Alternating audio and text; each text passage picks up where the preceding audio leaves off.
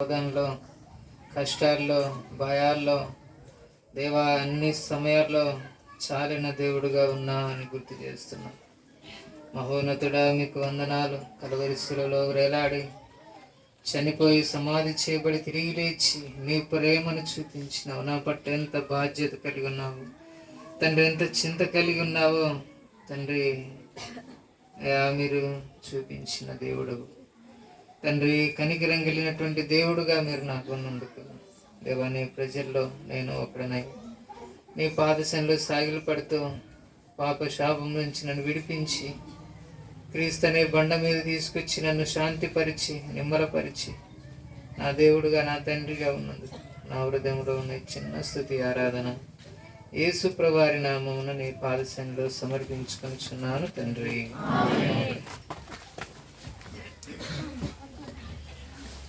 పాట పాడుకుందాం.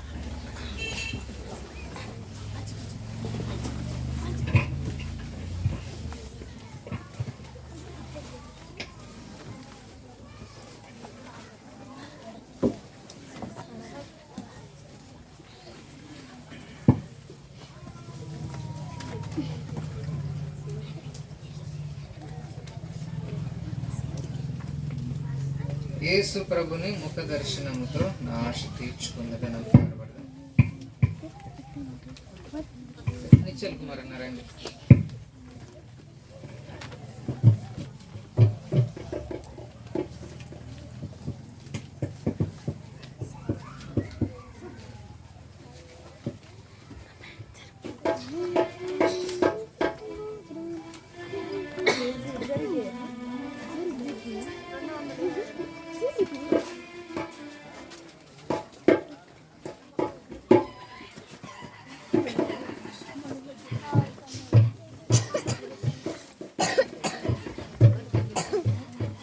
సింగిల్ 222.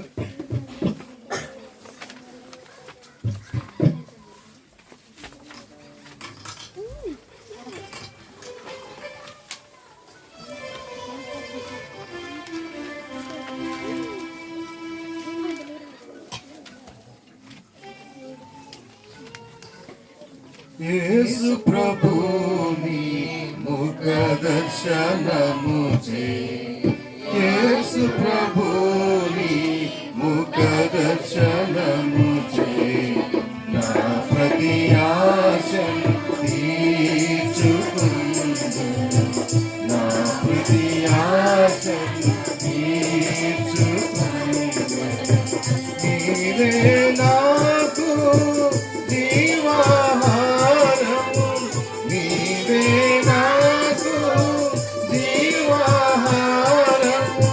నిన్ను సమీపించు వారే మాత్రము, నిన్ను సమీపించు వారే మాత్రము. ఆకలితో నలిగిన ఆదర్శుడవు, ఆకలితో నలిగిన ఆదర్శుడవు. యేసు ప్రభుని ముఖ దర్శనము చే నా ప్రతి ఆశను తీర్చుకుందు, నా ప్రతి ఆశను తీర్చుకుందు. నీ మందిర సమృద్ధి వలన, నీ మందిర సమృద్ధి వలన నామదినేపుడు తృప్తి పొందితిని, నామదినేపుడు తృప్తి పొందితిని. ఆనంద జలమును త్రాగించుచున్నాను, ఆనంద జలమును త్రాగించుచున్నాను. యేసు ప్రభుని ముఖ దర్శనము చే నా ప్రతి ఆశను తీర్చుకుందు, నా ప్రతి ఆశను తీర్చుకుందు. నీవే నాకు జీవపు మార్గము, నీవే నాకు జీవపు మార్గము. నీ సన్నిధిని పూర్ణ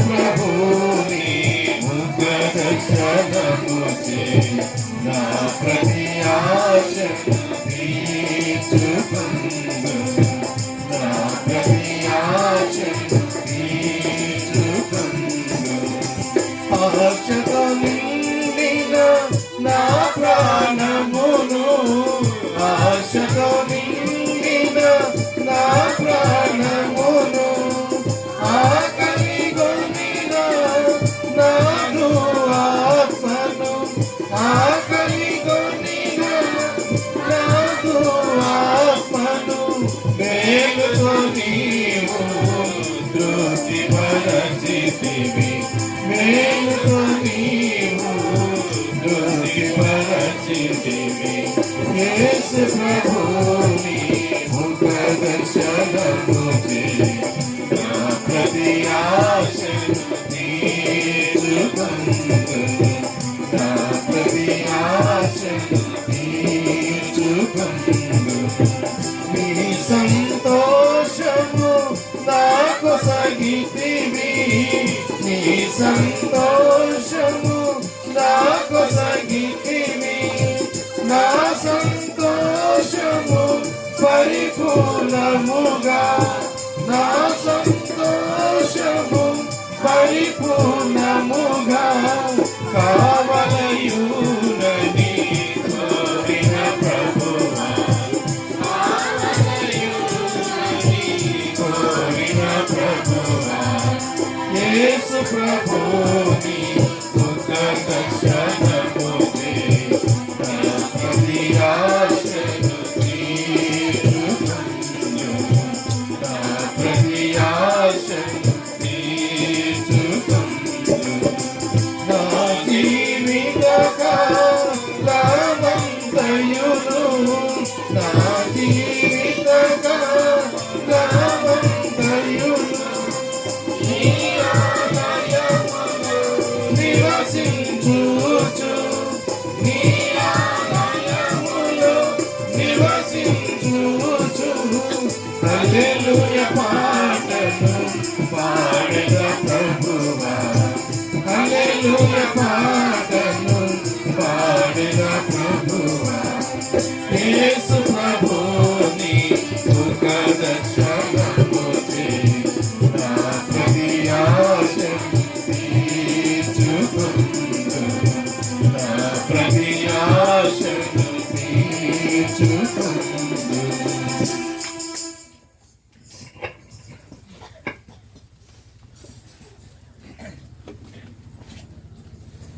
ప్రార్థన చేస్తాం. ప్రార్థన. ప్రేమ గల పరలోకమందున్న తండ్రి నీ పాదాల వందనాలు. దయగల దేవ, కెరూబుల మధ్య నివసించే దేవ తండ్రి, ఆయన వధింపబడినటువంటి గొర్రె పిల్లగా తండ్రి స్తోత్రార్హుడుగా పూజార్హుడుగా పూజించబడుచున్న దేవుడుగా మీరు తండ్రి ఉంటాం. ఓ ప్రభా, ఈ సమయంలో తండ్రి ఈ ప్రాంతాన్ని ప్రేమించి ఈ ప్రదేశాన్ని జ్ఞాపకం చేసుకుని దేవా ఇలాగూ ఇక్కడ నీ పిల్లలు ఆరాధించాలని దేవా మీరు ఈ సమయం వరకు మీరు నడిపించిన విధానం కొరకే వందనాలు చెల్లిస్తున్నాను. ఇదిగో నాయన మరొకసారి నీ వాక్యం దగ్గరికి వస్తున్నాను.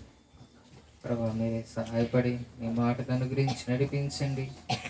మానవుడు బట్టి వాడు తండ్రి మనసులో కానీ తలంపులో కానీ ఉన్న ఏ తెలివితేటలు ఎవరికి ఏ మేలు చేకూర్చు. పరలోకం నుంచి నీ జీవజలాలను పరలోకమన్నాను దేవా కురిపించి నా మా ఆత్మను మీరే తృప్తిపరచుమని బలపరచుమని దేవా బలవంతులైన సేవించే విధంగా సిద్ధపరచుమని అయోగ్యుని నీ రక్త ప్రోక్షణ క్రిందికి వస్తున్నాను. నన్ను కూడా కడిగి శుద్ధి చేయమని ప్రభా నీ మాటలు నీ ప్రజలకు వినగల చెవి గ్రహించగల మనసును ప్రసాదించమని యేసు ప్రభువారి నామమున వినయం అడుగుచున్నాము తండ్రి. ఆమేన్.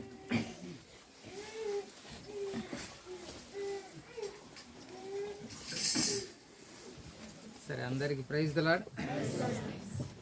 ప్రైజ్ ది లార్డ్ ఒక్కటైనా మనం నేర్చుకునేది. ఎన్ని నేర్చుకోవాలా? సరే, ఈరోజు మనకు ఇది ఎన్నోసారి వడ్డించడం? ఈరోజు రెండేనా?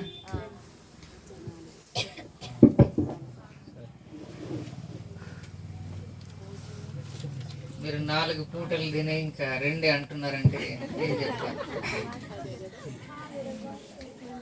సరే, దేవుని యొక్క వాక్యం దగ్గరికి వెళ్దాం.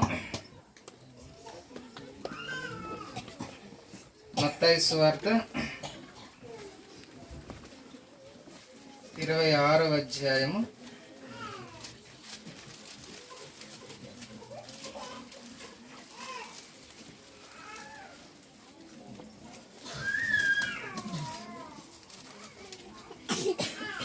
26వ అధ్యాయము 26వ వచనం చదువుకుందాం.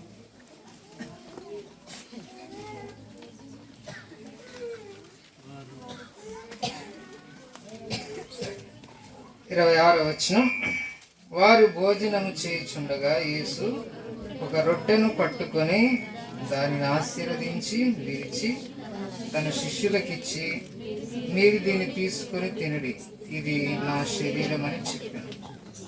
మరియు ఆయన గిన్నె పట్టుకొని కృతజ్ఞతాస్తుతులు చెల్లించి వారికిచ్చి, దీనిలోనిది మీరందరూ త్రాగుడి, ఇది నా రక్తము, అనగా పాప క్షమాపణ నిమిత్తము అనేకుల కొరకు చిందింపబడుచున్న నిబంధన రక్తము.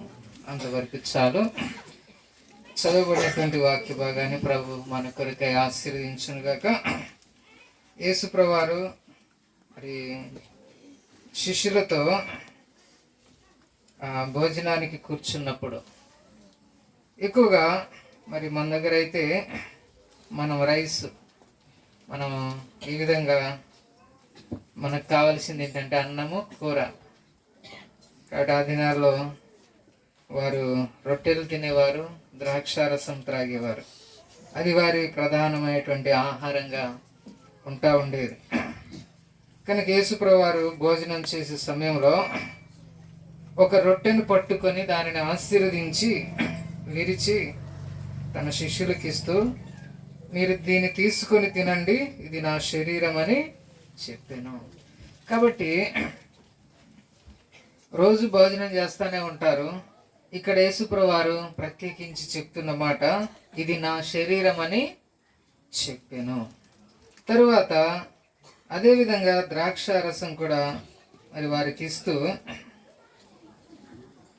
మరియు ఆయన గిన్నె పట్టుకొని కృతజ్ఞతాస్తుతులు చెల్లించి వారికి ఇచ్చి, మీరు దీనిలోనిది మీరందరూ త్రాగుడి, ఇది నా రక్తము, అనగా పాప క్షమాపణ నిమిత్తము అనేకుల కొరకు చిందింపబడుచున్న నిబంధన రక్తము అని చెప్తూ వచ్చినారు. కాబట్టి ఈ యొక్క దర్శనాన్ని అనుసరించాలని అపోస్తలుడైనటువంటి పౌలు గారికి ప్రభు అనుగ్రహిస్తూ వచ్చినాడు. ఆ మాటలు మనం చదువుతూ ఉంటాం. కొరింథీయులకు రాసిన మొదటి పత్రిక 11వ అధ్యాయము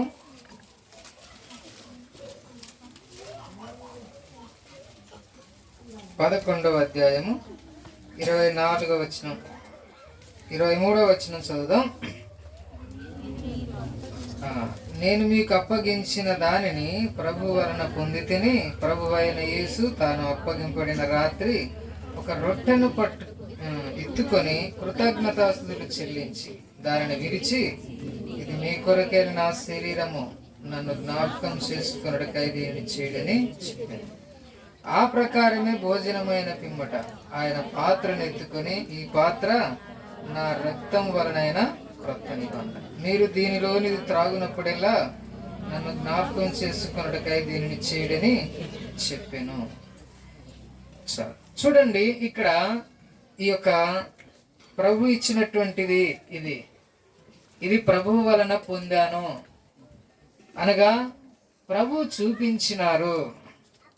కాబట్టి మనము దైవజనులు భక్త సింగ్ గారి సేవా జీవితంలో వెళ్ళి చూసినప్పుడు పల్లవరపు కొండ మీద వారు భక్సింగ్ గారు తనతో పాటు ఉన్నటువంటి ఆ తోటి సహోదరులు కలిసి ప్రార్థన చేస్తున్నప్పుడు ప్రభు దర్శనం చూపించినాడు.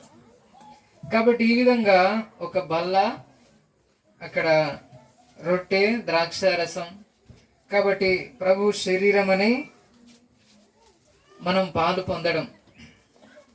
కాబట్టి ఆ విధంగా ఆ దర్శనాన్ని చూస్తాం. అపోస్తలులకు కూడా ప్రభు చూపించినాడు. అందుకే వారు అపోస్తలుల బోధ యందు, ప్రార్థన చేయటి యందు, రొట్టె విరుచుట యందు ఎడతెగక ఉండిరి అని. కనుక ఇలా ప్రభు యొక్క దర్శనాన్ని చూపిస్తూ వచ్చినారు. ఈ దర్శనంలో అనేకులు మరి మేలు పొందుతారు, తృప్తి చెందుతారు, అనేకులు బలపడతారు, శక్తిమంతులవుతారు. కాబట్టి దేవుని అనుగ్రహాన్ని వారు పొందుకుంటూ వస్తారు. అందుకే ఈ యొక్క దైవ దర్శనాన్ని మరి దేవుని యొక్క ప్రజలు, సంఘము దీన్ని అనుసరిస్తూ ఉంటారు. అయితే ఈ యొక్క శరీరాన్ని గురించి ప్రభు మాట్లాడుతున్నటువంటి మాటలను మనం చూద్దాం. యోహాను సువార్త 6వ అధ్యాయము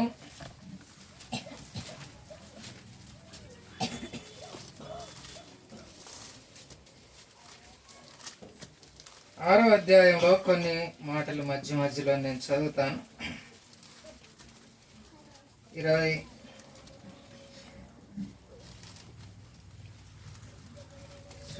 25వ వచనం, 26వ వచనం చదువుతా. సముద్రపు టద్దరిని ఆయనను కనుగొని, బోధకుడా, నీవెప్పుడు ఇక్కడికి వచ్చితివని అడుగ్గా, యేసు, మీరు సూచనలను చూచుట వలన కాదు గాని రొట్టెలు భుజించి తృప్తి పొందుట వలననే నన్ను వెదకుచున్నారని మీతో నిశ్చయముగా చెప్పుచున్నాను. క్షయమైన ఆహారం కొరకు కష్టపడుకుడి గాని నిత్య జీవము కలుగజేయు అక్షయమైన ఆహారం కొరకే కష్టపడుడి. మనుష్య కుమారుడు దారిని మీకిచ్చును. ఎందుకై తండ్రి అయిన దేవుడు ఆయనకు ముద్ర వేసి ఉన్నాడని చెప్పాను. కాబట్టి ఇక్కడ యేసు ప్రభువారు మరి అరణ్యంలో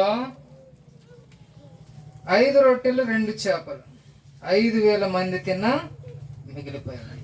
ఇలాగూ అరణ్యంలో ప్రభు ఎంతో తృప్తికరమైనటువంటి ఆహారాన్ని వారికి అందిస్తూ వచ్చినారు, ఆశీర్వదించి. కాబట్టి అదంతా చూసిన తర్వాత వారు ఇక మనం ఆయన వెంట వెళ్తే ఏం దొరుకుతాయి? రొట్టెలు, చేపలు దొరుకుతాయి అని ఎతుక్కుంటూ వచ్చినారు.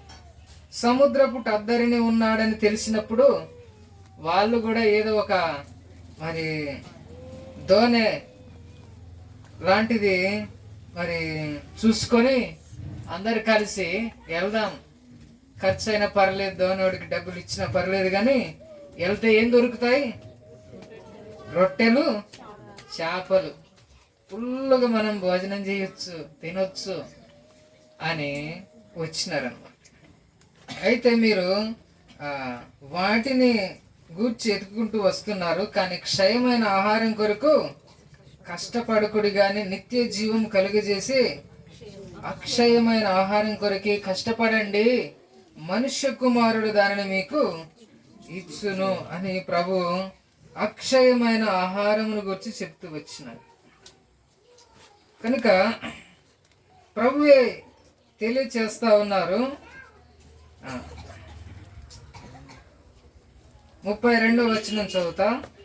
కాబట్టి యేసు, పరలోకం నుండి వచ్చు ఆహారం మోషే మీకేలేదు, నా తండ్రి పరలోకం నుండి వచ్చు నిజమైన ఆహారము మీకు అనుగ్రహించుచున్నాడు. పరలోకము నుండి దిగి వచ్చి లోకమునకు జీవమునిచ్చున్నది దేవుడు అనుగ్రహించు ఆహారమై ఉన్నదని మీతో నిశ్చయముగా చెప్పుచున్నానని వారితో చెప్పాను. కావున వారు, ప్రభువా, ఈ ఆహారము ఎల్లప్పుడూ మాకు అనుగ్రహించుమని. అందుకు యేసు వారితో ఇట్లనెను, జీవాహారము నేనే, నా యొద్దకు వచ్చువాడు ఏమాత్రము ఆకలిగొనడు, నా యందు విశ్వాసం ఉంచువాడు ఎప్పుడూ దప్పిగొనడు. కాబట్టి ఇక్కడ నా తండ్రి నిజమైనటువంటి ఆహారం మీకు ఇస్తాడు అని చెప్పినప్పుడు మీకు ఇక ఆకలి ఉండదు, దాహం ఉండదంటే వాళ్ళు అంటున్నారు, ఈ ఆహారం మాకు ఎల్లప్పుడూ దయచేయమని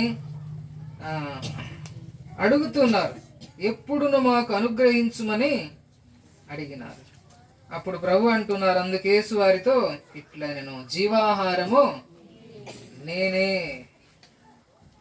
ఈ మాటలు మనం గుర్తుంచుకోవాలా, జీవాహారము నేనే. అయితే యేసు ప్రభు వారి యొక్క మాటలు వారికి ఎలా అనిపించినాయో ఆ మాటలు కూడా కొన్ని చదువుతాను. చాలా విషయాలు ఉన్నాయి. జీవాహారం నేనే అని ప్రభు చెప్తూ 47వ వచనం నుండి చదువుతా. విశ్వసించువాడే నిత్య జీవము గలవాడు, జీవాహారము నేనే. మీ పితరులు అరణ్యములో మన్నాను తిని నన్ను చనిపోయి, దీనిని తినువాడు చావకుండానట్లు పరలోకం నుండి దిగి వచ్చిన ఆహారం ఇదే. పరలోకం నుండి దిగి వచ్చిన జీవాహారమును నేనే. ఎవడైనను ఈ ఆహారమును భుజించితే వాడెల్లప్పుడూ జీవించును. మరియు నేనిచ్చు ఆహారము లోకమునకై జీవము కొరకైన నా శరీరమే అని మీతో నిశ్చయముగా చెప్పుచున్నాను. యూదులు ఆయన శరీరమును ఎలాగూ తిననీయగలడని ఒకనితో ఒకడు వాదించిరి. కావున యేసు ఇట్లనెను, మీరు మనుష్య కుమారుని శరీరం తిని ఆయన రక్తము త్రాగితేనే గాని మీలో మీరు జీవము గలవారు కారు. నా శరీరము తిని నా రక్తం త్రాగువాడే నిత్య జీవము గలవాడు. అంత్య దినమున నేను వారిని లేపుదును. నా శరీరము నిజమైన ఆహారమును, నా రక్తము నిజమైన పానమునై ఉన్నది. నా శరీరం తిని నా రక్తం త్రాగువాడు నా యందును, నేను వాని యందును నిలిచి ఉందును. జీవము గల తండ్రి నన్ను పంపిన గనుక నేను తండ్రి మూలంగా జీవించుచున్నట్టే నన్ను తినువాడును నా మూలంగా జీవించును. ఇదే పరలోకం నుండి దిగి వచ్చిన ఆహారం. ఇతరులు మన్నాను తిని నన్ను చనిపోయినట్టు కాదు, ఈ ఆహారం తినువాడు ఎల్లప్పుడూ జీవించునని నిశ్చయంగా మీతో చెప్పుచున్నా. చూడండి, ఇక్కడ ఈ మాటలు మనం చూస్తూ ఉంటే యేసుప్రభువారు జీవాహారం నేనే అని చెప్తూ నన్ను తినాలా, నా రక్తం త్రాగాల అనే మాటలు చెప్తా ఉన్నారు. ఈ మాటలు చెప్తుంటే ఎలా అనిపిస్తాయి?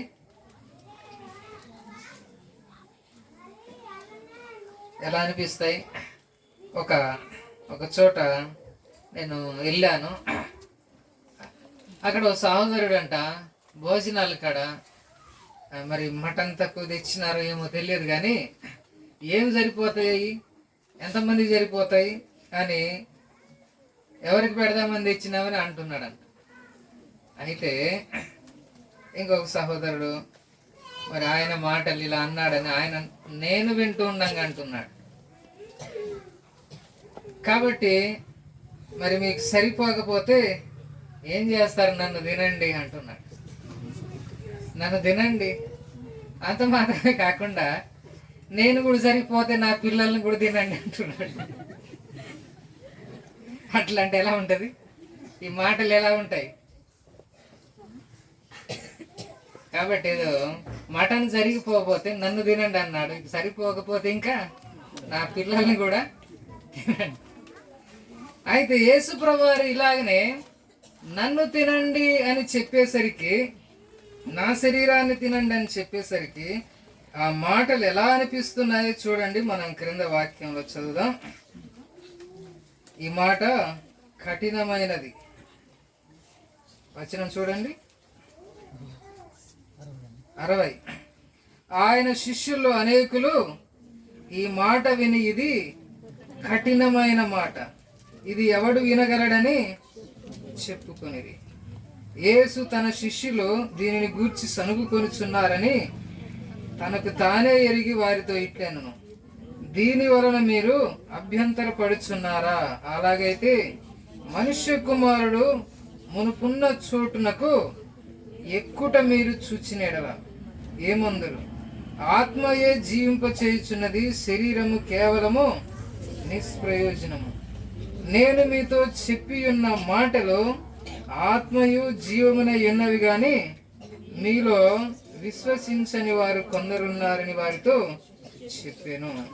చూడండి, ఆయన ప్రభు అయిన యేసుక్రీస్తు వారు చెప్పే మాటలు ఆత్మయు జీవమునై ఉన్నవి. చూడండి, నా శరీరం తినండి, నా రక్తము త్రాగండి అని చెప్తా ఉంటే ఈయన తన శరీరాన్ని ఎలాగ తిననీయగలడు అనుకుంటా ఉన్నారు. కాబట్టి ఎందుకు ప్రభు అలా మాట్లాడుతూ ఉన్నారు? యేసు ప్రభు వారిని మనం చూసినప్పుడు యేసు ప్రభు వారిలో ప్రేమ కనబడుతుంది, కనికరం కనబడుతుంది, జాలి కనబడుతుంది, చింత కనబడుతుంది. కాబట్టి ఆయన మనస్సును చూసినప్పుడు ఆయన మనసు కఠినమైనటువంటిది కాదు, ఆయన మనసు జాలి కలిగినటువంటిది. అరణ్యంలో ప్రజలు వారి ఆకలితో వెళ్ళడం ఆయనకి ఏమాత్రం ఇష్టం లేక వారి మీద కనికరపడినాడని చూస్తాం. కనుక ఇక్కడ ప్రభు చెప్తున్న మాటల్లో ఆంతర్యం ఏముంటది కాబట్టి అనేటువంటిది ఆయన యందు విశ్వాసం ఉంచినటువంటి వారు తెలుసుకోవాలి, ఆలోచించాలి తప్ప. కాబట్టి ఆయన మాటలు కఠినమైనటువంటివి, ఇది ఎవరు వినగలరు, ఇలాగ మాట్లాడేది అని వారు అనుకుంటా ఉన్నారు. ఆ మాటలు ఏంటంటే ఆత్మయు జీవమునై ఉన్నది. చూడండి, యేసు ప్రభు వారంటే ఎవరు? మనము ముందు ఆరాధన వర్తమానములు వింటూ వచ్చినాం కాబట్టి పెద్ద తుఫానులు వేసినప్పుడు దానిని గద్దించగానే అది నిమ్మలించింది. అప్పుడు వారు ఏమంటున్నారు, ఈయన ఎవరు? కాబట్టి యేసు ప్రభువారిని ఇప్పటికీ కూడా చాలా మంది ఆయనను మానవునిగా చూస్తా ఉన్నారు, ఒక శరీరునిగా చూస్తా ఉన్నారు. యేసు ప్రభువారంటే ఆత్మ, యేసు ప్రభువే ఆత్మ, యేసు ప్రభువారంటే జీవం, యేసు ప్రభువారంటే శాంతి, యేసు ప్రభువారంటే సమృద్ధి, యేసు ప్రభువారంటేనే సమాధానం. కాబట్టి ఆయనకు ఈ మానవ శరీరాన్ని ఆయన ధరించుకొని వచ్చినాడు కానీ ఆయనే జీవాహారమై ఉన్నాడు. ఓ సందర్భంలో యోహాను సువార్త 11వ అధ్యాయంలో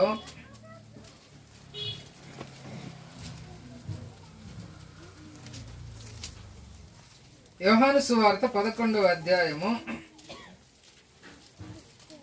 25వ వచనం చదువుదాం. సరే, 24 చదువుదాం. మార్త ఆయనతో, క్షమించండి, ఇంకొద్ది ముందుకు వెళ్తాం. 21వ వచనం.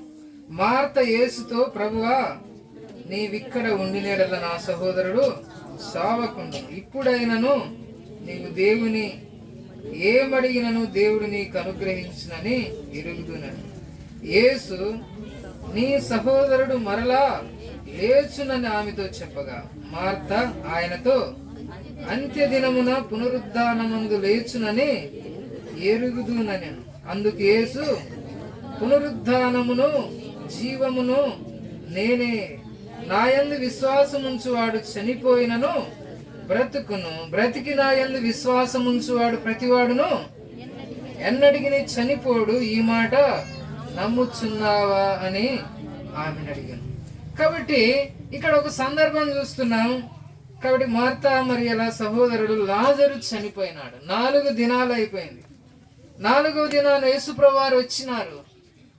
ప్రభువా, నువ్వు ఇక్కడ ఉంటే నాకు సహోదరుడు బాగుపడేవాడు. అంటే యేసు ప్రభువారిని స్వస్థపరిచేటువంటి ప్రభువుగా మాత్రమే వాళ్ళు ఆయనను గుర్తిస్తా ఉన్నారు, ఆ విధంగా చూస్తా ఉన్నారు. అందుకే ఇక్కడ ఉంటే బాగుపడేవాడు. అయినా తండ్రిని ఏమడిగినా ఆయన నీకు మరి అనుగ్రహిస్తాడు. అయితే మరి ప్రభు చెప్తా ఉన్నారు, నీ సహోదరుడు మరలా లేచునని ఆమెతో చెప్పగా మార్త ఏమంటున్నారు, అంత్య దినమున పునరుద్ధానమందు లేచునని ఎరుగుదు. కాబట్టి వీరికి కూడా ఒక విషయం తెలుసు అన్నమాట. కాబట్టి అంత్య దినం అనేటువంటిది ఒకటి ఉంది. కాబట్టి ఆ దినాన్న మృతులు తిరిగి లేస్తారు అని, అప్పుడు లాజరు కూడా లేస్తాడని తెలుసు. అప్పటి సంగతిని గురించి ఆ మార్త చెప్తా ఉంది. అందుకు ప్రభు అంటున్నారు, పునరుద్ధానమును జీవమును నేనే. యేసు ప్రభు అంటే ఎవరు అంటే పునరుద్ధానం.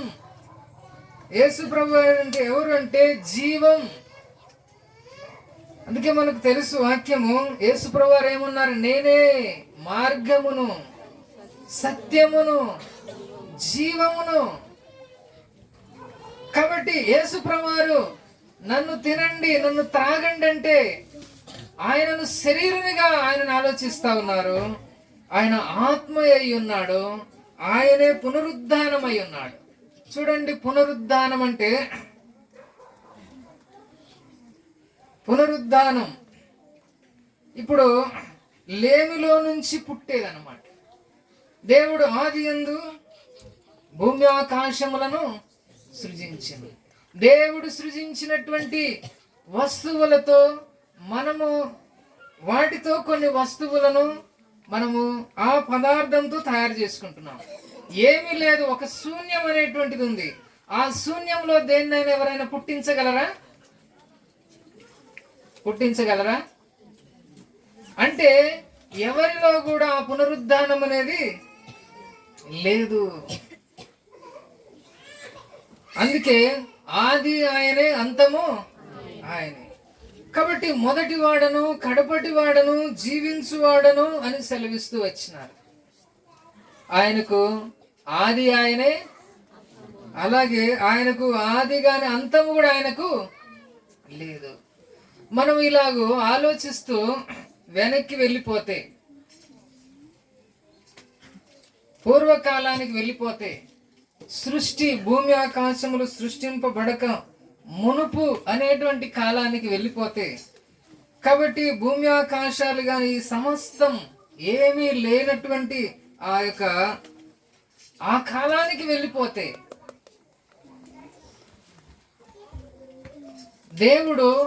దేవుణ్ణి మనం పునరుద్ధానుడుగా చూస్తాం అన్నమాట.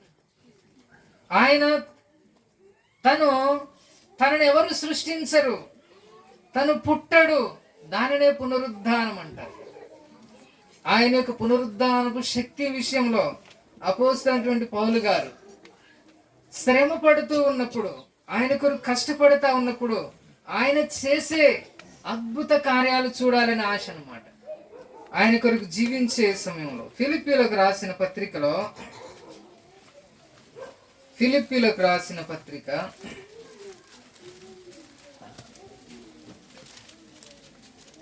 3వ అధ్యాయము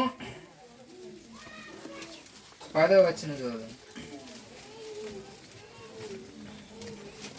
ఏ విధము చేతనైనను మృతులలో నుండి నాకు పునరుద్ధానం కలగవలెనని ఆయన మరణ విషయంలో సమానానుభవం గలవాడనై ఆయనను ఆయన పునరుద్ధాన బలమును ఎరుగు నిమిత్తమును ఆయన శ్రమలలో పాలివాడనగుట ఎట్టిదో ఎరుగు నిమిత్తమును సమస్తమును నష్టపరుచుకొని వాటిని పెంటతో సమానముగా ఎంచుకొనిచున్నాను. చూడండి, ఇదంతా ఆయన ఆశ ఏంటంటే ప్రభు పునరుద్ధానుడై ఉన్నాడు. ఆయనతో జీవిస్తున్నప్పుడు ఆయన పునరుద్ధానాన్ని చూడాలా, అది ఎరగాల, ఆయనను ఎరగాల. అపోస్తలుడైనటువంటి పౌలు గారు తన జీవితంలో శ్రమల్లో కష్టాల్లో వెళ్తూ వచ్చినాడు. అలాంటి శ్రమల్లో వెళ్ళిన తరువాత దేవుడు తనను ఏ విధంగా అద్భుతంగా నడిపిస్తూ వచ్చినాడో దానిని ఎరుగు నిమిత్తము తందుకే తను శ్రమలలోనే ముందుకు సాగుతూ వచ్చినాడు. శ్రమల్లో ఆనందం అనేటువంటిది చూసినాడు. మాటలు చెప్తా ఉంటే చిన్న అనుభవం గుర్తొస్తా ఉంది. నా చిన్నతనంలో నాకు జొన్న అన్నం అంటే తినలేను నేను. మన పల్లెటూరులో అప్పట్లో ఎక్కువ ఏమండేది, నేను జొన్న అన్నం వండితే మారకం చేసేటోని అన్నం. నా ప్లేట్ పట్టుకొని మా తాతయ్య ఇంటికి మా చిన్నమ్మోళ్ళ ఇంటికి వెళ్ళేటోని. అన్నానికి అన్నం మార్పిడి అనమాట. అట్లా మార్పు చేసి తెచ్చి తినేటోని. అయితే పరిచర్యకి వెళ్ళినప్పుడు చింతూరు ప్రాంతంలో అక్కడ అంతా జొన్న అన్నం వండుతూ ఉన్నారు. ఏదో కష్టంగా కొద్దిగా తిన్నాను ఉదయకాలము. మధ్యాహ్నము ఓ ప్రాంతానికి వెళ్ళి అక్కడ పత్రికలు ఇచ్చి సువార్త చేశాను. సాయంత్రం ఒక చోట ప్రార్థన కూడుకుంది. నాకేం అసలు తినబుద్ధిగానే అన్నం తిన్నాను. అప్పటికి ఆకలి అవుతా ఉంది. మధ్యాహ్నం అయింది. ఒక నది దగ్గరికి వెళ్ళి అక్కడ కొంతమందికి దేవుని సువార్త చెప్పాను, పత్రికలు ఇచ్చాను. సాయంత్రం అయింది, వచ్చాను. అప్పటికి ఆకలి బాగా ఆకలిస్తూ ఉంది. సరే ఇప్పుడు ఎవరిని నోరు తెరిచి అడగలేను. సాయంత్రం కొడేర్లు అనేటువంటి ఒక ఊరిలో ప్రార్థన ఉంది. ప్రార్థన ఉందంటే ఏముంటుంది, అయిపోగానే భోజనం ఉంటుంది కదా. సరే ఓపిక పడదాం, సాయంత్రం భోజనం ఉంటుంది కదా అని చెప్పి నీళ్ళు తాగేదో సరి చేసుకున్నాను. అక్కడ ప్రార్థన కొందరు వచ్చినారు. సరే అక్కడ ప్రార్థన వాక్యం చెప్పాము, అయిపోయింది. అయిపోగానే కూర్చోండి అంటారు అనుకున్నాం. ఎవరు కూర్చోమనట్లే. నన్ను తీసుకెళ్ళిన సహోదరుడు అన్న వెళ్దామన్నాడు. అదేంటి ఆకలి అయితే ఉంది, వెళ్దామంటున్నాడు. అటు చూస్తే ఏమీ లేవు వంటలు. మామూలుగా ప్రార్థన పెట్టుకుంటారంట, అలా వాళ్ళు పెట్టుకున్నారు. ఆ టైంకి నేను వెళ్ళాను. నేను అనుకున్నాను నా వరకని ఉంటుంది అనుకున్నాను. నాకు లేదు, వాళ్ళకి లేదు. సరే అని చెప్పి మళ్ళీ ఒక 2-3 కిలోమీటర్లు ప్రయాణం చేసుకుని రావాలి నైట్ పూట. కాబట్టి నూనెవరగూడెం అనే గ్రామానికి వచ్చాం. వచ్చినాక నేను నడుస్తున్నాను. నాకు కాస్త ఆకలిగా ఉంది, నీరసంగా ఉంది. నేను గురి పెట్టినాను. ఏం గురి అంటే, నాతో వచ్చినోడు తినలేదు కదా, ఎట్లా ఆయన తినేటప్పుడు నాకు పెట్టడా అనుకున్నాను. సరే అని చెప్పి అక్కడికి వచ్చిన తర్వాత చలికాలము ఆయన అన్న మరి ఇక్కడ పడుకోవడానికి ప్లేసు అనుకూలంగా లేదు కదా, ఇదిగో దుప్పటి తీసుకో. మా అన్నోళ్ళు ఉంటారు, వాళ్ళు ప్రభు నమ్ముకోలేదు. అక్కడ తీసుకెళ్ళి కాస్త వాళ్ళు పెద్ద ఇల్లు కట్టారు. ఇంకా దాని చుట్టూ ఏమీ కట్టలేదు, అక్కడ ఖాళీగా ఉంది. వాళ్ళు కూడా అక్కడనే ఉంటారు, అక్కడ పండుకుందులే రమ్మన్నాడు. దుప్పటి తీసుకొని భుజం మీద పెట్టుకొని ఆయన వెనక నడుస్తుండే. ఇప్పుడు చూడాలి మళ్ళీ నా ఆలోచన, ఏంటి ఈయన అన్నం తినడా, ఏం చేస్తారు అనుకుంటూ ఆయన వెనక నడుస్తున్నా. ఆ కాలంలో పల్లెటూరులు అంతా మొత్తం జొన్న చేనులు ఆ సందులో పడి వెళ్తా ఉండాలి. ఎంత దూరం ఇల్లు వస్తుందో తెలియదు.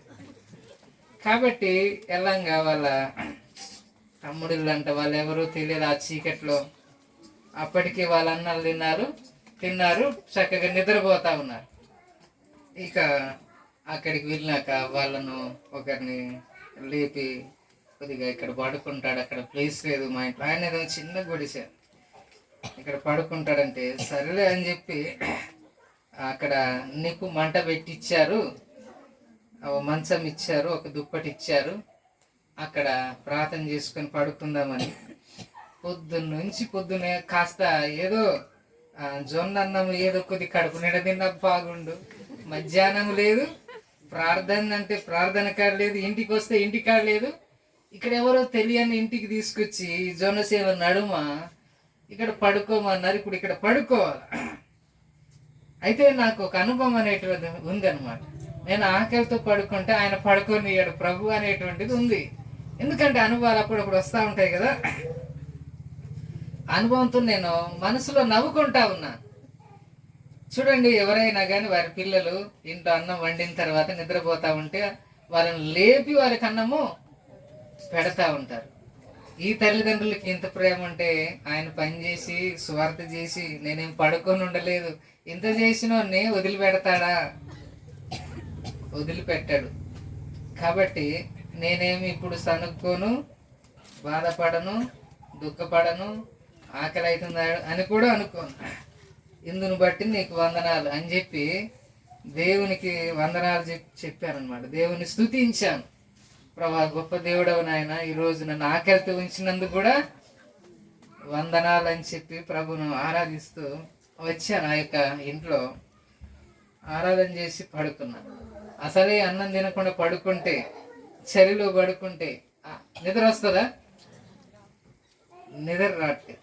ఎందుకంటే మన దేవుడు లేమిలో నుంచి కలిమి పుట్టించే దేవుడు కాబట్టి ఆశ్చర్య కార్యాలను జరిగించే దేవుడు. నాకేం బాధ లేదు, బాధ నీకే కలుగుద్దని దేవునికే నేను చెప్పుకుంటున్నా. కాబట్టి పడుకొని కొంచెంసేపు అయినాక ఆ ఇంట్లో వాళ్ళు, నాకు వాస్తవంగా వాళ్ళని నేను చూడలేదు, వాళ్ళు నాకు తెలియదు. చీకట్లో సహోదరి ఆ ఇంటి తల్లిగారు లేచి, బాబు నువ్వు అన్నం తినే వచ్చావా అన్నది. రాత్రి అప్పటికి 10 అయిందో ఎంత అయిందో తెలియదు. ఇప్పుడు ఎందుకు అక్క లేపుతున్నావు అని నేనేదో నిద్ర వచ్చినోడులాగా అంటున్నాను. నిద్రే రావట్లేదు కానీ ఇప్పుడు ఎందుకు అక్క నాకు అన్నాము ఇంత లేదు లేదు నువ్వు తిన్నావంటే నాకు నమ్మకం లేదు, కాబట్టి కొద్దిగా అన్నం తిను. ఏం మేమేదో పరాయి వాళ్ళమా ఏంటి, అందరు ఒకటి కాదా అనుకుంటూ నన్ను లేపి మళ్ళీ ఆయనకి వెళ్ళిపోయాను. ఇప్పుడు ఎందుకు అక్క నిద్ర వచ్చే సమయంలో అనుకుంటూనే ఉన్నాను. ఒక ప్లేట్లో అన్నం కూర అన్ని తీసుకొని ఆ పొయ్యి కాడ తీసుకుని వచ్చి తిను, నువ్వు తినకపోతే ఎట్లా అనుకుంటూ పెడతా. అప్పుడు అనిపించింది అన్నమాట, దేవుడు ఎక్కడైనా ఏ సమయంలో అయినా ఏదైనా చెయ్యగలడు. సింహ పిల్లలు లేమి కలిగి కొన్నిసార్లు ఎట్లుంటాయి, యెహోవాను ఆశ్రయించే వారికి ఏ మేలు కొదువై ఉండదు. ఎందుకంటే మనం అలాంటి కష్టకాలంలో వెళ్ళినప్పుడు, ఏదైనా పర్లేదు, ఆ ఇబ్బందిలో వెళ్ళినప్పుడు, ఆ ఇబ్బందిలో నుంచి దేవుడు జరిగించే కార్యం చూడాలనే ఆశ భక్తున్నది. ఆయన పునరుద్ధాన బలమును ఎరిగి నిమిత్తం ఆయన శ్రమలలో పాలివాడ నగుట ఎట్టిదో ఎరుగు నిమిత్తం సమస్తమును నష్టపరుచుకొని వాడిని పెంటతో సమానముగా ఎంచుకొనుచున్నాను. చూడండి, అన్ని సమృద్ధిగా ఉన్నప్పుడు దేవుని కార్యాలు చూడగలమా? చూడలేము. ఆ అవకాశమే మనం ఇవ్వలేము. దేవుని పని కొరకాయ ముందుకు వెళ్తానప్పుడు దేవుడు జరిగించే కార్యాలను మనము చూస్తూ ఉంటాం. కాబట్టి ఇప్పుడు యేసు ప్రభువారు నా యొక్క శరీరం తిని నా రక్తం త్రాగువాడే నిత్య జీవం గలవాడు, అంత్య దినమున నేను వానిని లేపుదును అని చెప్తా ఉన్న ఈ మాటల్లో ప్రభు పునరుద్ధానమై ఉన్నారు, ప్రభువే జీవమై ఉన్నారు. కాబట్టి మన జీవితంలో ఒక జీవయుక్తమైన జీవితం. దైవజనం భక్తి సింగ్ గారు పరిచర్యకు రాకముందంట విశ్వాసులు యేసుప్రభు వారిని నమ్ముకున్నటువంటి వారిలో ఒక ఆత్మ ఆకలి కలిగినటువంటి వారిగా వారు కనబడుతూ వచ్చినారని చెప్తారు. కనుక అందుకే జీవాహారం దేవుని యొక్క వాక్యం. సరే, నేను ముగిస్తాను, మనకు సమయం లేదు గనక. ఈ ఆహారం భుజించినటువంటి వారిని వాక్యంలో మనం చూస్తాం. ఇప్పుడు దావీదు భక్తుల గురించి మనం వింటూ వచ్చినాము. దావీదు భక్తుడు ఏమంటాడంటే, తను అరణ్యములో ఉంటాడు. అరణ్యములో మరి మంచం మీద పడుకొని రాత్రి జాముల్లో నిన్ను ధ్యానించినప్పుడు క్రొవ్వు మెదడు నాకు దొరికినట్లుగా నా ప్రాణము తృప్తి పొందుచున్నది. హృదయంలో ఎంతో తృప్తి, హృదయంలో ఎంతో ఆనందం.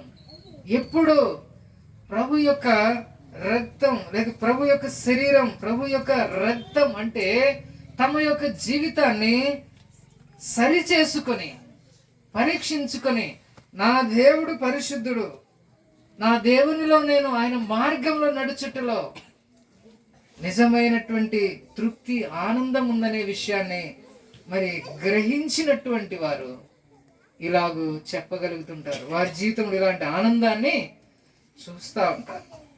అదే పౌలు గారు చెప్తారు ఫిలిప్పీయులకు రాసిన పత్రిక 4వ అధ్యాయం 4వ వచనంలో ఏమనుంది? ఎల్లప్పుడు ప్రభువునందు ఆనందించుడి, మరలా చెప్పుదును. కారణం ఉండాలి కదా ఆనందించడానికి. ఎల్లప్పుడూ ఆనందించండి. మళ్ళీ చెప్తా ఉన్నాను, ఇది ఆనందకరమైన జీవితం. కాబట్టి ప్రభు యొక్క సన్నిధిలో ఆయన రక్త మాంసాలలో పాలు పొంది ఆయనతో మనము బంధం కలిగినటువంటి వారిగా ఉంటా ఉన్నాం. కాబట్టి ఆయన రక్త మాంసములు అంటేనే కాబట్టి ఆయన జీవాన్ని మనం పొందుకుంటా ఉంటాం, ఆయన పునరుద్ధానపు శక్తిని మనం పొందుకుంటా ఉంటాం. ఆయన ఏమైతే అయి ఉన్నాడో ఆయనలో ఉన్నటువంటి ఆ యొక్క విలువైనటువంటి ఆ జీవిత విధానము మనము అనుభవిస్తూ ఉంటాం.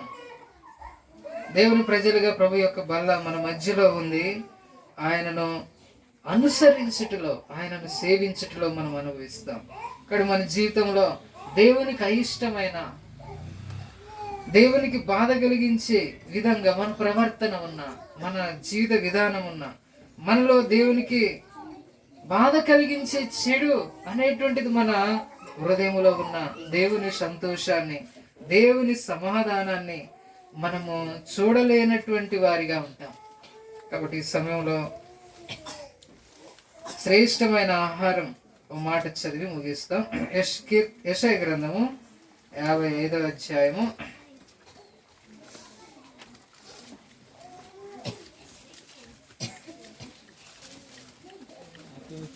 1వ వచనం చదువుతాం.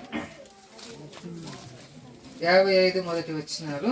దప్పిగొనిన వారలారా నీళ్ళ యొద్దకు రండి, రూకలు లేని వారలారా మీరు వచ్చి కొని భోజనము చేడు. రండి, రూకలు లేకపోయినను ఏమి ఇయ్యకే, ద్రాక్షారసమును పాలను కొనుడి. ఆహారము కాని దాని కొరకు మీరెలా రూకలిచ్చేదారు? సంతుష్టి కలుగజేయని దాని కొరకు మీ కష్టార్జితమును ఎందుకు ఏర్పరిచెదరు? నా మాట జాగ్రత్తగా ఆలకించి మంచి పదార్థము భుజించుడి, మీ ప్రాణము సారమైన దాని యందు సుఖింపనీయుడి.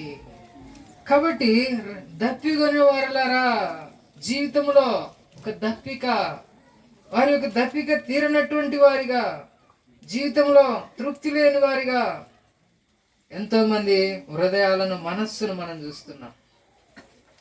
కాబట్టి ఎలాంటి మరి రుసుము చెల్లించకుండానే వచ్చి కొని భోజనము చేయండి, రూకలు లేకపోయినా ఏమి ఇయ్యకుండానే ద్రాక్షారసం మరి పానము చేయండి. పాలను కూడా, ద్రాక్షారసమును పాలను కొనుడి. ఇవన్నీ కూడా దేవుని యొక్క వాక్యముల నుంచి. ద్రాక్షారసం అనేటువంటిది ఆనందాన్ని చూపిస్తూ ఉంటుంది. పాలు నిర్మలమైనటువంటి వాక్యం అనే పాలు. చూడండి, ఈ లోకంలో సంతోషంగా ఉండడానికి, ఆనందంగా ఉండడానికి, ప్రశాంతంగా ఉండడానికి, సుఖంగా ఉండడానికి ఏవైనా మరి ట్రైనింగ్లు ఉన్నాయా? ట్రైనింగ్, నువ్వు ఎప్పటికీ ఆనందంగా ఉండడానికి ట్రైనింగ్ ఇస్తానని ఎప్పుడైనా ఎవరైనా క్లాసులు ఇచ్చిన వాళ్ళు ఉన్నారా?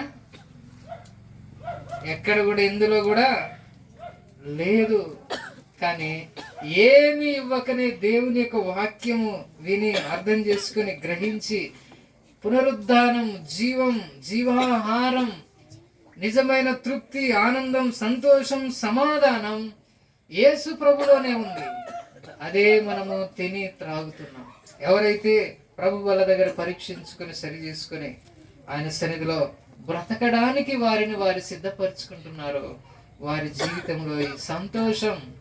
దైవజన్ భక్సింగ్ గారు అన్నారు కదా, ఎన్నో విందుల్లో, వినోదాల్లో, ఆటపాటల్లో, అనేక నృత్యాల్లో తిరిగి చూసినాడు. ఒక దినం దర్శించబడి, యేసుప్రభా, నేను పాపినయ్యా, నన్ను క్షమించు, నేను ఘోర పాపినని క్షమాపణ కోరుకున్నాను.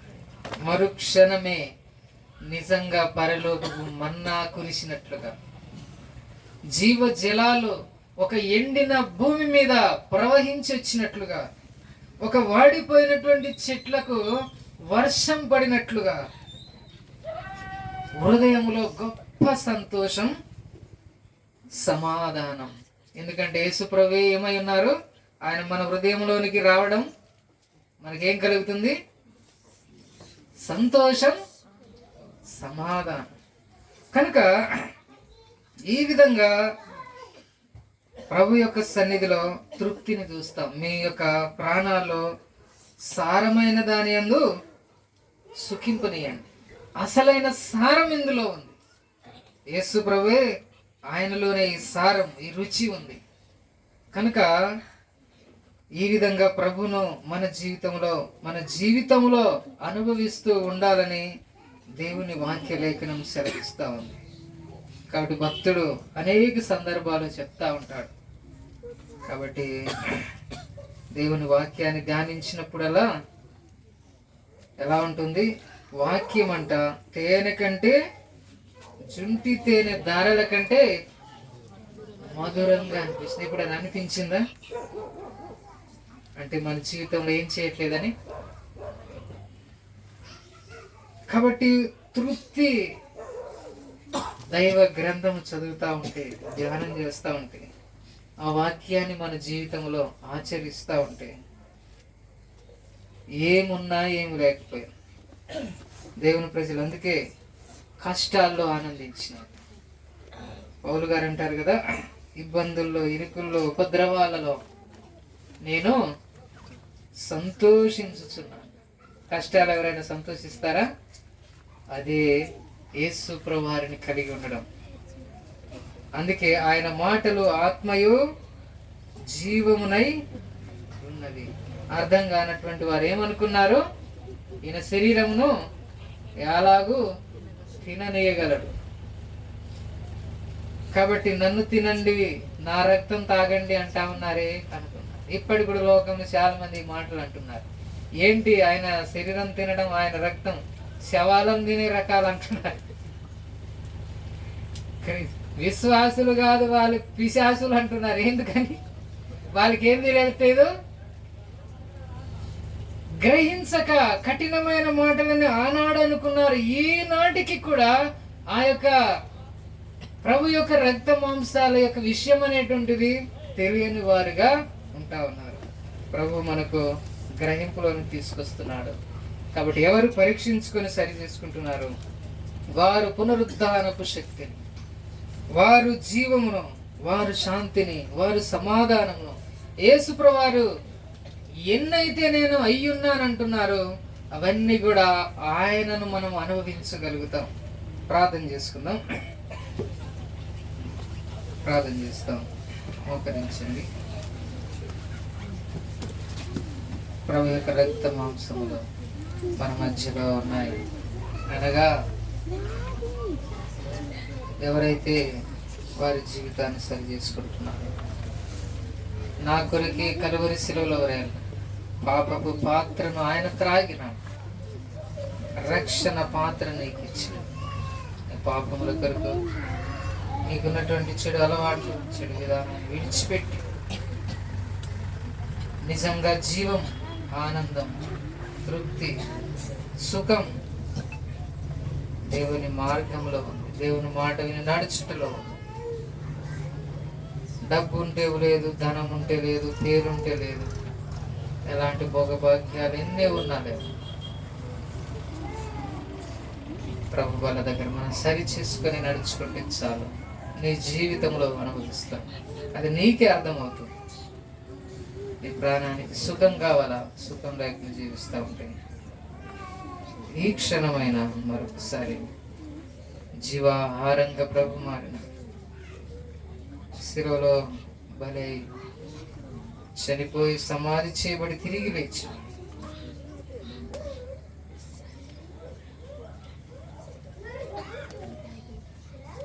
అంత్య దినాన పునరుద్ధానంలో ఎంత మహిమతో లేస్తావో ఈనాడు పరిశుద్ధమైన జీవితం జీవిస్తే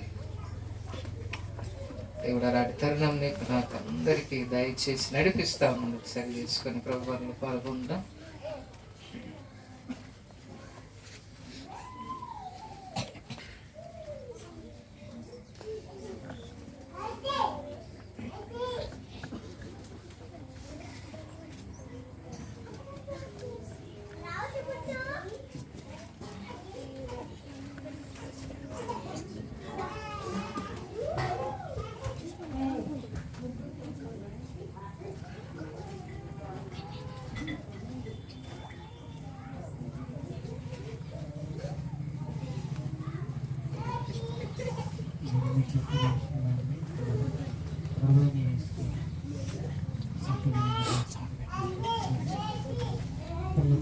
చెల్లించి దాన్ని విడిచి మీ కొరకు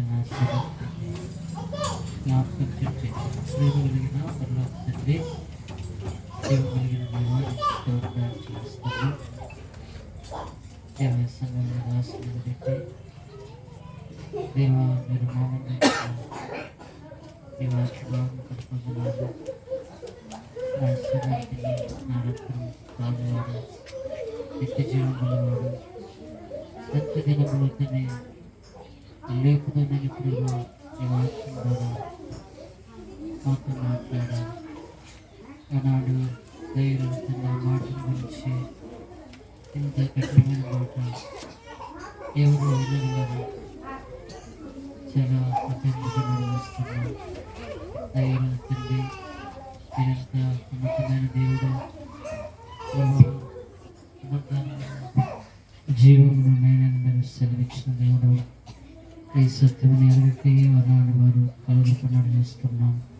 దేవా దైవతండి సమయంలో ఈ వాక్యకు వెలుగులో మేము కూడా కూర్చొని తీర్మానంతో దేవా ధైర్యం కలిగి సమర్పణ కలిగి ప్రభా ఈ నామహిమార్థంగా ముందుకు కొనసాగే పిల్లలుగా బిడ్డలుగా మమ్మల్ని శుభపరిచి ఆ రీతిగా మీరు ముందుకు నడిపిస్తూ స్తుతిస్తూ యేసు ప్రభువారి నామంలోనే ప్రార్థించి స్తుతించి అడిగి వేడుకుంటున్నాం తండ్రి. ఆమేన్. సరి సమయంలో ఎవరైతే ఆ రీతిగా ముందుకు వెళ్తామని తీర్మానం చేసుకున్నారు అటు వారిని కుడిచి చూపించండి. ఎదురుగా వాళ్ళ తెరబడుతుంది నడిపించడానికి జోసెఫ్, సాల్మన్ రాజు, జాస్వన్,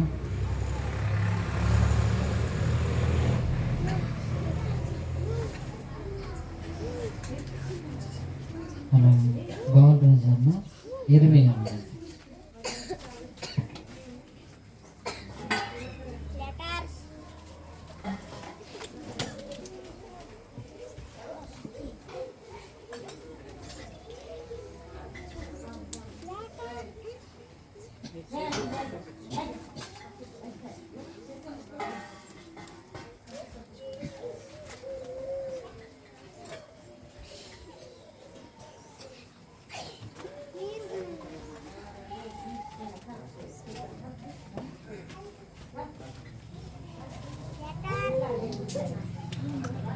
మారుడు బాలరాజు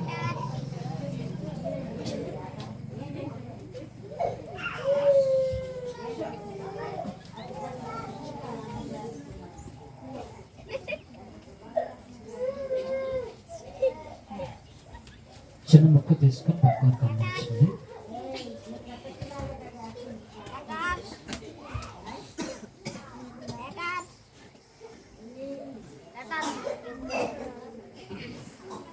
చిన్న మొక్క తీసుకొని పక్కన పంపించింది.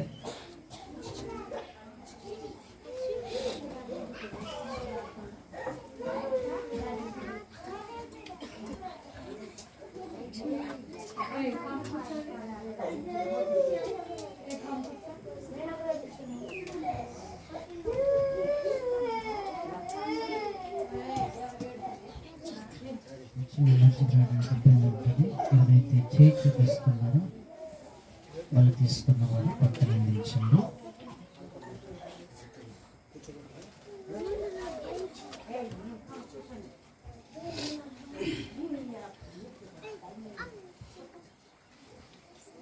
చిన్న ముక్క తీసుకొని పక్కన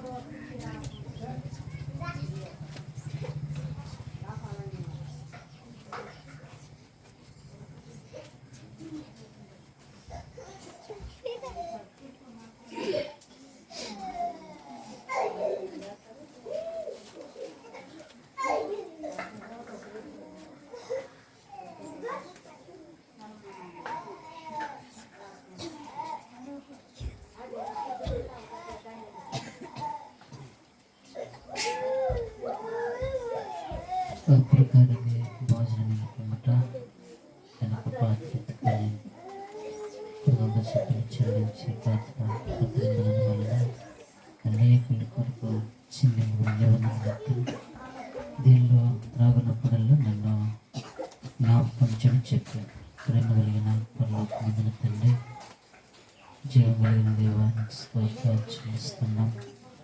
మా కొరకై మీరు చేసిన ప్రభా సిలువలో చేసిన త్యాగం ఎంతో ఉన్నతమైంది.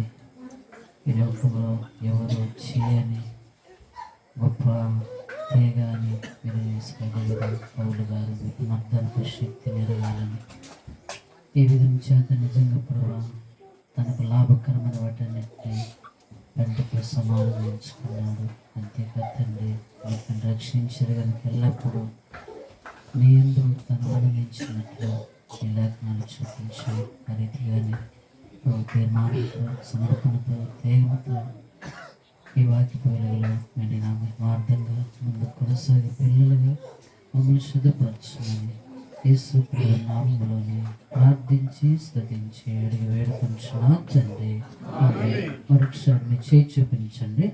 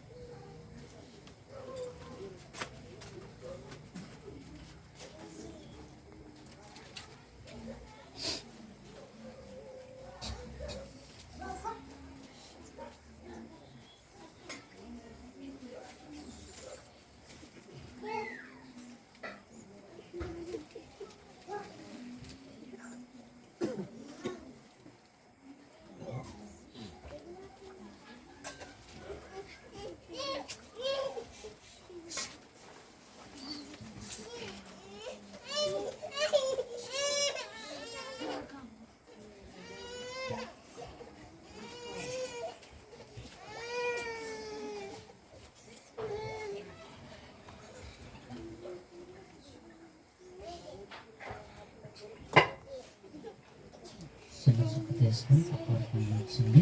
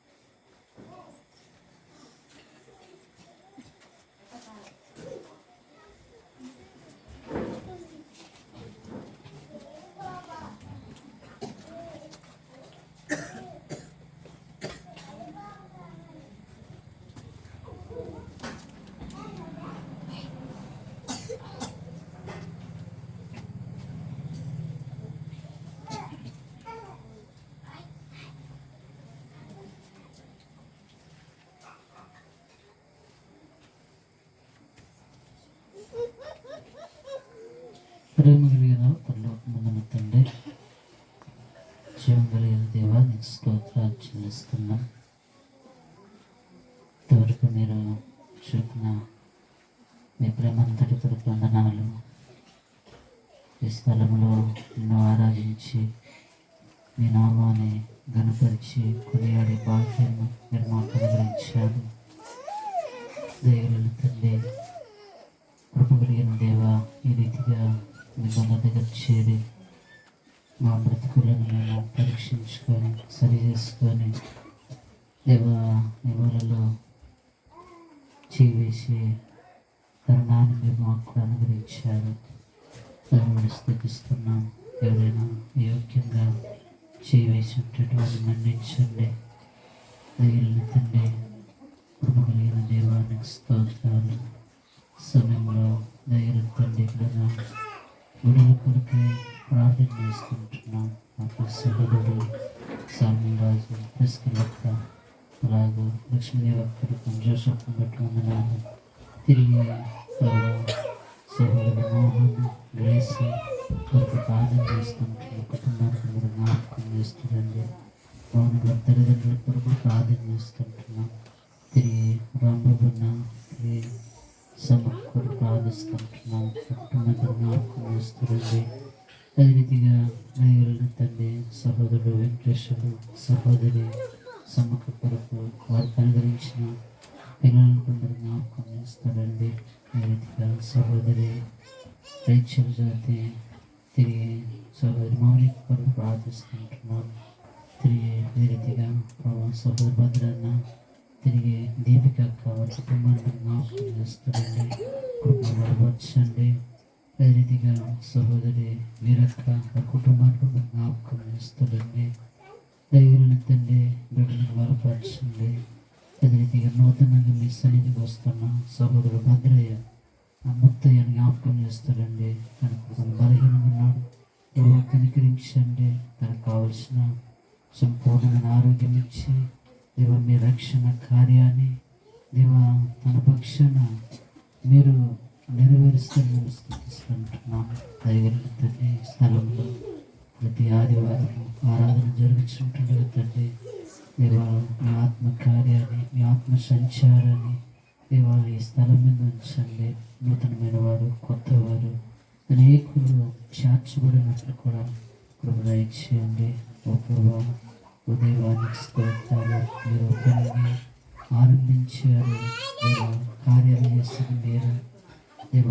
తుఫానుల్లో కూడా అన్నాడు వారు శిష్యులకు తోడుగా ఉన్నట్లు దైవనండి. నా శరీరం తిని నా రక్తం త్రాగబడి నిత్య జీవం గలవడని శుభమిచ్చినట్లు ప్రభా, ఈ వాక్యాన్ని వాగ్దానాన్ని తండ్రి ఈ స్థలంలో మీరు నెరవేర్చండి. ఇక భవిష్య దినాలకు మందిరం కట్టడానికి స్థలం అవసరమై ఉన్నది. దాని కొరకై మీ సన్నిధిలో విజ్ఞాపన చేస్తున్నాం ప్రభా. మీరు సమస్త కార్యాలను నెరవేర్చగలవు. అందరూ స్థుతిస్తున్నాం. ప్రభు పరిచర్య కొరకు ఎందరో భారంతో కన్నీరుతో దేవ ప్రార్థించిన వారి కొరకు వందనాలు చెల్లిస్తున్నాం. ఈ స్థలంలో నిరాశలను దయలతో మీ పిల్లలను మీరు స్థలం నడిపించారు. ఈ రీతిగా తండ్రి పరిచర్యను ఆరంభించి ముగించి కృపను కూడా మాకు అనుగ్రహిస్తున్నందుకు వందనాలకు ఇంకా బలమైన కార్యాలు ఈ స్థలంలో జరగాలని దేవా మమ్మల్ని అందరినీ కూడా ఈ రక్త ప్రోక్షణకి తెచ్చుకుంటున్నాం. ఎవరైనా ఆరోగ్యపరుస్తున్న బలహీనం ఉంటే అట్టి వారిని కూడా మీరు జ్ఞాపకం చేస్తారండి. చుట్టుపక్కల ఉన్న గ్రామాలను కూడా కదిలించండి. ఈ స్థలం ఇతరులకు ఆశీర్వాదకరంగా దీవెనకరంగా ఉన్నట్లు మీరు మీ కార్యాలను జరిగిస్తున్న స్తుతిస్తూ యేసు ప్రభువారి ఇది శ్రేష్టమైన చిన్నతమైన నామములోనే ప్రార్థించి స్తుతించి అని వేడుకుంటున్నాను తండ్రి. ఆమేన్.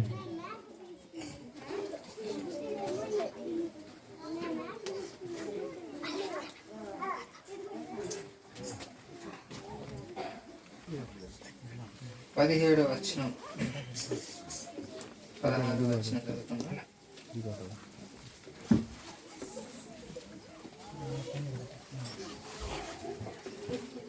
యోహాను సువార్త 12వ అధ్యాయము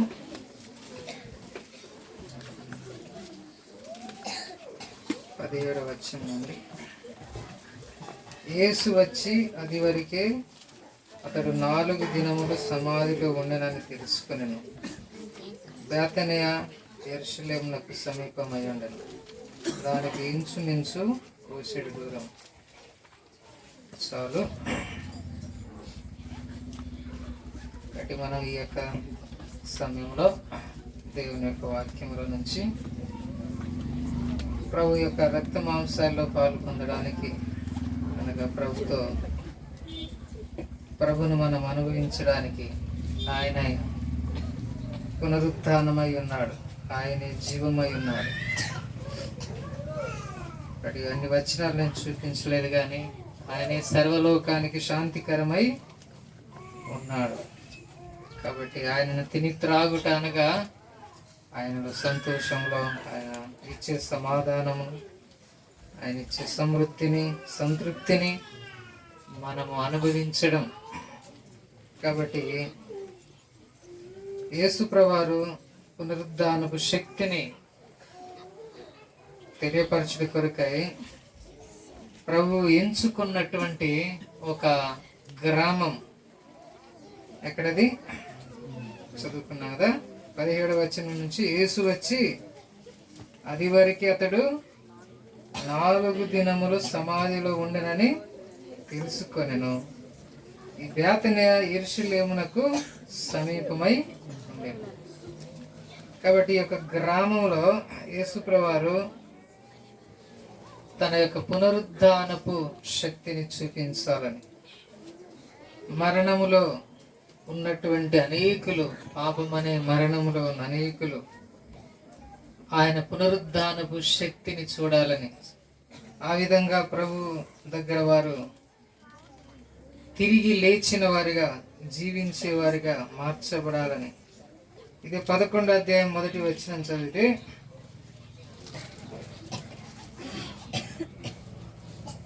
మరియా ఆమె సహోదరైన మార్తాను అనువారి గ్రామమైన బేతనియాలోనున్న లాజరు అను ఒకడు రోగి ఆయను. కాబట్టి ఇలాంటి పాపం అనేటువంటి రోగంలో మరణిస్తున్నటువంటి వారు ఈ స్థలంలో ప్రభు యొక్క పునరుద్ధానపు శక్తిని చూసి అనేకులు రక్షించబడాలని.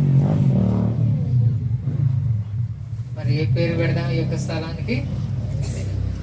మీరే చెప్పండి. ఈ పేరు బేతనియ అనేటువంటి పేరుతో నా ఈ యొక్క స్థలానికి నామకరణం చేస్తూ, ఈ రీతిగా ఈ స్థలంలో అనేకులు బ్రతికించబడాలని, అనేకులు రక్షించబడాలని సంఘం కొరకు ప్రార్థన చేస్తాము. ప్రార్థన. ప్రేమ గల పరలోకమందున్న తండ్రి, యేసుప్రభు వారి నామమున వందనాలు చెల్లిస్తున్నాం. దయగలిగినటువంటి దేవా, అనేక రోగులను బాగు చేసేవారు ఉంటారని విన్నాం. చనిపోయి సమాధి చేయబడినటువంటి వ్యక్తి కుళ్ళిపోయి ఉంటాడంటే ప్రభు అక్కడ లాజరును బయటికి రమ్మని సెలవిచ్చినాం తండ్రి. ఆ గ్రామం పేరు బేతనియ. తండ్రి, ఈ సమయంలో ప్రభా ఈ సంఘం తండ్రి ఆ రీతిగా అనేకులు ఈ స్థలంలో పాపం అనే రోగం నుంచి తండ్రి నాయన మరణము నుంచి బ్రతికించబడాలని ప్రభా బేతనియ అనేటువంటి పేరును ఈ స్థలానికి పెడతా ఉన్నాం. ఈ స్థలంలో అనేకులు రక్షించబడాలని ప్రార్థిస్తుంటున్నాం. ఇలాగ నీ రాకడ వరకు ఈ పరిచర్య ముందు కొనసాగడానికి సహాయం చేయండి. ఎన్ని ఒడిదుడుకులు వచ్చినా, తుఫానులు వచ్చినా ప్రభా తుఫానులను ప్రభా గద్దించి నిమ్మలపరిచే దేవుడుగా ఈ సంఘానికి మీరే నీ రాకడ వరకు ఆకాశములు మీరు తండ్రి వచ్చినప్పుడు ఇక్కడ ఉన్నటువంటి సంఘం ఆకాశ మేఘాల మీద కొనిపోబడే సంఘంగా స్థలంలో పరిశుద్ధులు, నీతిమంతులు, యథార్థవంతులు ప్రభా నీ పునరుద్ధానపు శక్తిని చూసినటువంటి వారు నీ రక్త మాంసములలో పాలివారై జీవించటకు మీరే సిద్ధపరుస్తురమని యేసు ప్రభువారి నామమున వినయం అడుగుచున్నాము తండ్రి, ఆమేన్. లేచి నిలబడి పాట పాడుతూ కాంతులు అర్పించుకుంటాం. రండి అన్న పాట పాడు.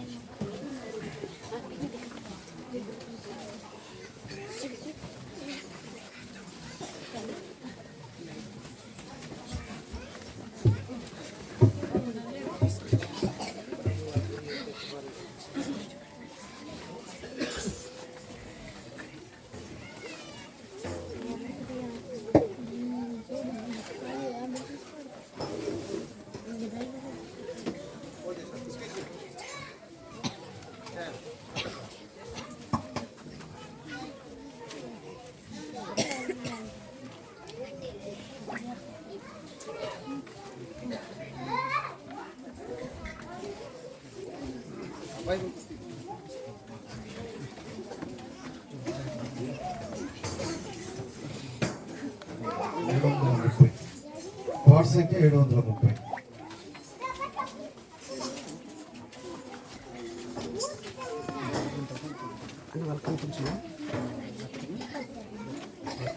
పాత పాటలు వస్తుంది 714.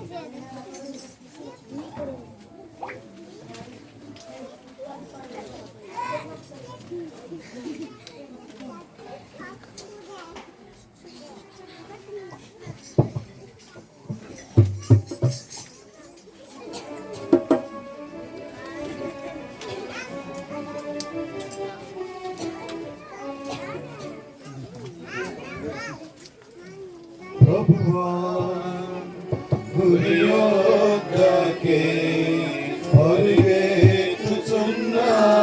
నేను, ప్రభువా గురి యొద్దకే పరిగెత్తుచున్నాను నేను, ఉన్నత పిలుపునకు కలుగు బహుమానం పొందవారేనని. ఉన్నత పిలుపునకు కలుగు బహుమానం పొందవారేనని. ప్రభువా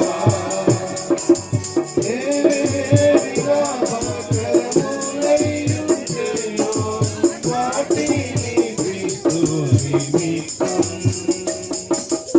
ఏవిగా మకరములైయుండెనో వాటిని క్రీస్తు నిమిత్తం, రక్తముగా ఎంచుకొని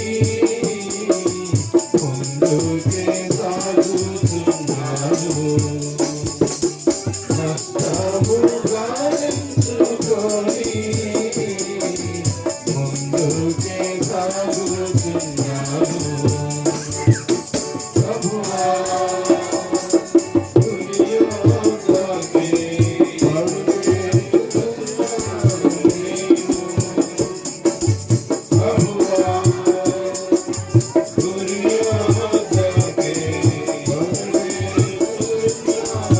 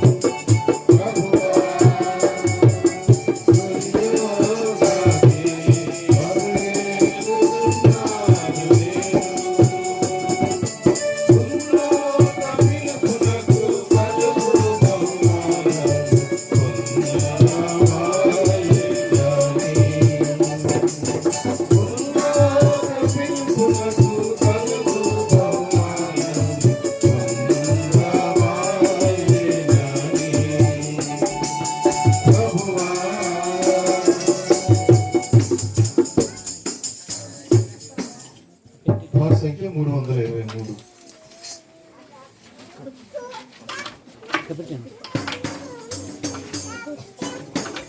పాత పాటల సంఖ్య 320.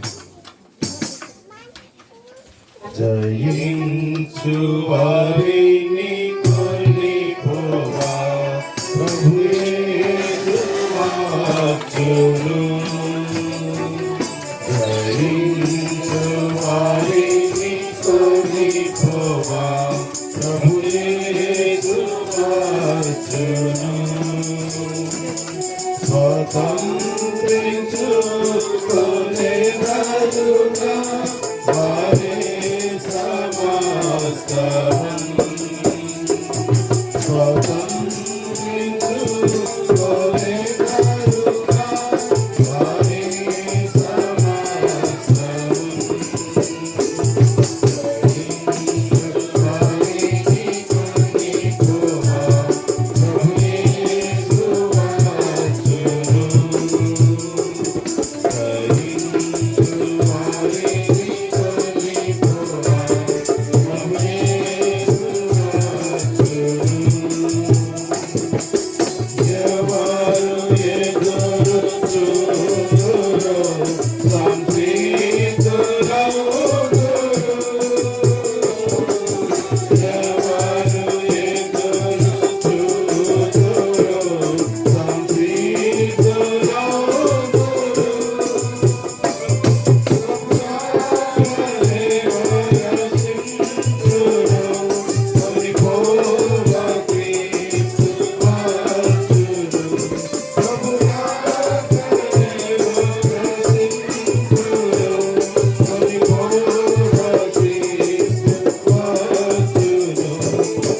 You